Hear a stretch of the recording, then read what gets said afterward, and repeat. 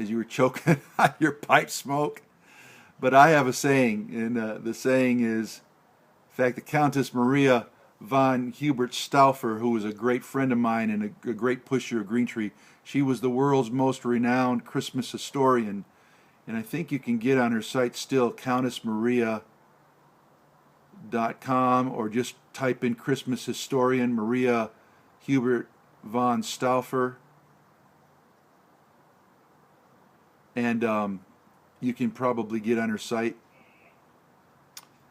full of all kinds of stuff on Christmas. But she was a dear friend of mine, and she died a couple years ago. It was a sore loss, but she was reviewing my Green Tree book and coined the phrase I gave her, which was to take God more seriously and take oneself not. Don't take yourself seriously. Take God seriously. Don't take yourself seriously. And I like the fact that you said that. Not that you're quoting me, but that you said that we need to learn to take ourselves less seriously. Amen to that. Fatherhood taught me that, for sure. Well, the beer that you were drinking, you called it, I think, something Silk, and I remember that name. Only it was attached. It was told to me by Englishmen who told me they used to mix Guinness with champagne, which you mentioned. Well, the name that you gave yours is what they gave champagne and Guinness. If the cider you were mixing with the Guinness was apple cider, then over here we call that a rotten apple. So Guinness mixed with an apple cider is a rotten apple. That's what we call it.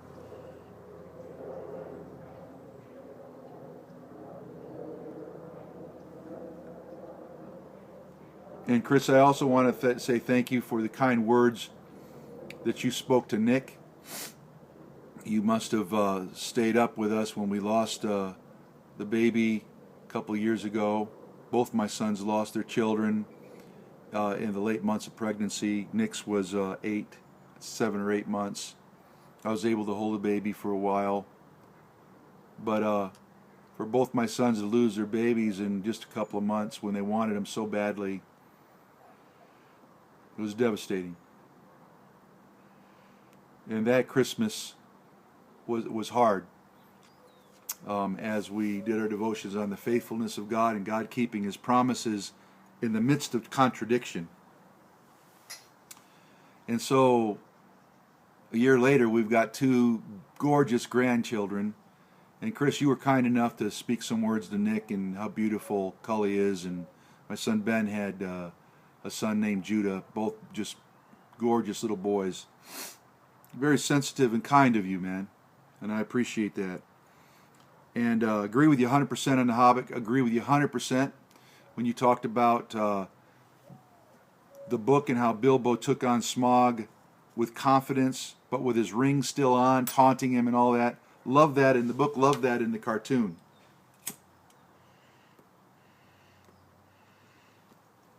Thought it was really dumb in the movie. And I thought the whole scene with the dwarves and Smaug was a waste of my time.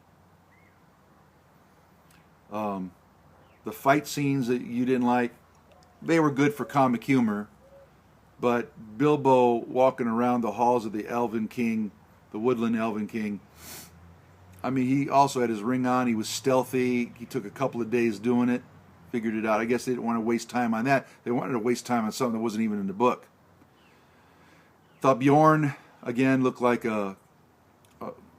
one of the guys from Cats. Looked like a kitty cat. And cross between David Bowie and a Catman. Thundercat, if you remember the Thundercat cartoons. But I thought Bjorn should have looked a lot like my son Nick.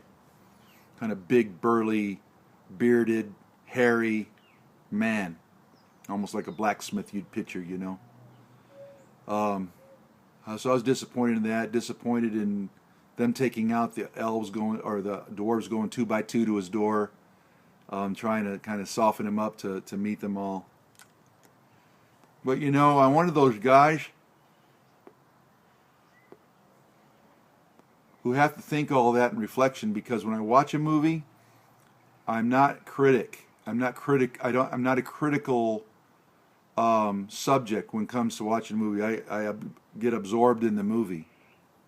That's what one of my favorite movies. I think it was in 2000. You guys got to see this. It's called Frailty with Bill Powell and Matthew McConaughey and Booth Powers.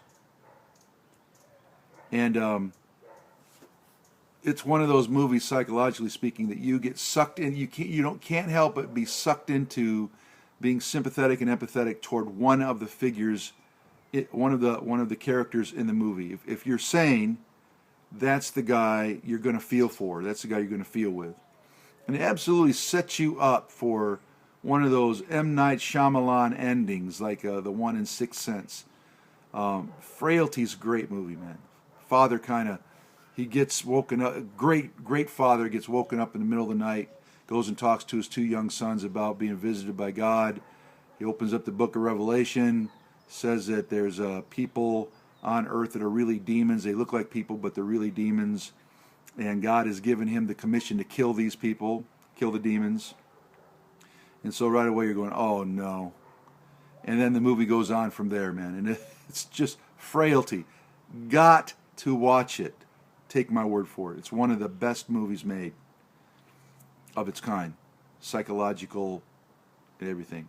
That's the way I watch a movie. I just get sucked into it and I'm just experiencing it.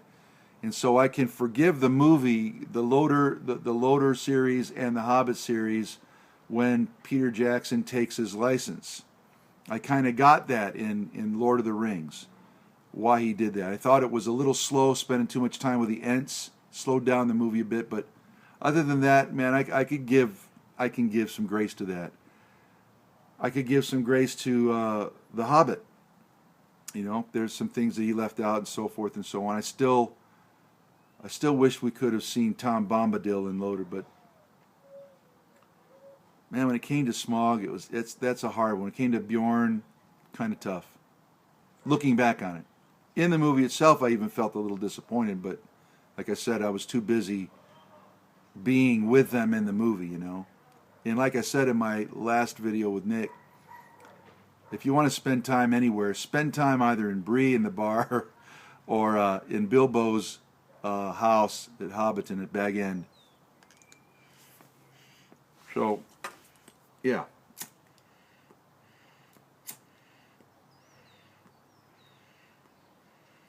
There's nothing you said about it, Chris, I don't agree with. It's really... And about your charge to me to write some more books. That's my frustration is I have so many speaking responsibilities in our church, seminars, training seminars, and so forth throughout the year, that I always write in spurts and then I have to let it go for a while because of my other responsibilities and I never get back to it. I really need to take a sabbatical and get some manuscripts done. I've got one on a fiction on the Maccabees.